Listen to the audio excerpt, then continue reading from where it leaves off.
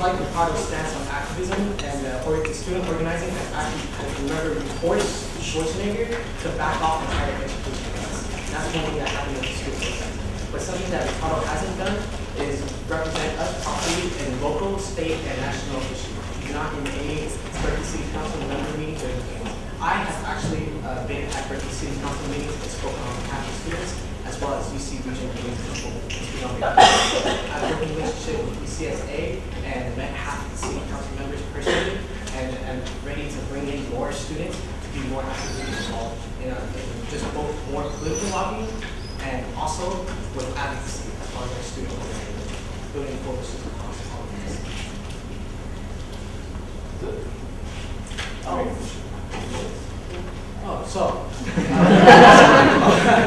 So what I like about Ricardo is that he's been really able to bring a lot of awareness to our campus. He's consistently able to make sure that there's rallies and make sure that the students know that there is a budget crisis. Right?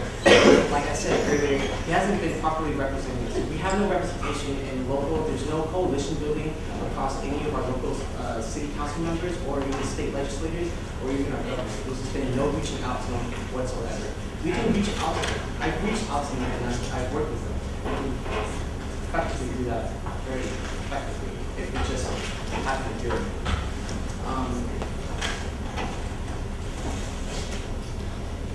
Also, another thing that Ricardo doesn't do is also talk with administrators. That's something that I've actually done. I'm currently the Multicultural Resource Organizing Community Development Director, and I work with under the Vice Chancellor of Equity and Inclusion to be on the undergraduate campus planning team to make sure that we have reports on operational excellence. Operational excellence is something on our campus that is really dangerous to the value of our university. They're basic economics of putting short-term gains over long-term. So what I don't like about the current office is that while you can claim that you're an activist, it's one thing to claim to be an activist and actually be an activist. And being an activist means involving the entire student body and not just one-on-one behind closed doors conversations. And that's what we have been missing. We need to be inclusive of the entire student body. We have to bring the entire student body together, every single community, to organize a movement to the legislators and let them know budget cuts are not acceptable to education. If we continue to cut, then we continue to go down. We love calling ourselves the #1 public institution, but if they continue to cut us, we won't be able to offer the programs that allow us to be #1 in the first place. So we have to organize this movement.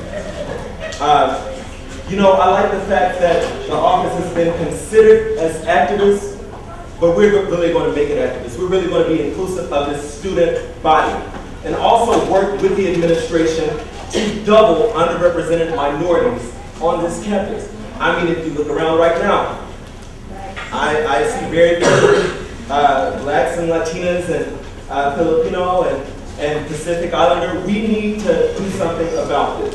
And I know many may think it's a joke, but it's real.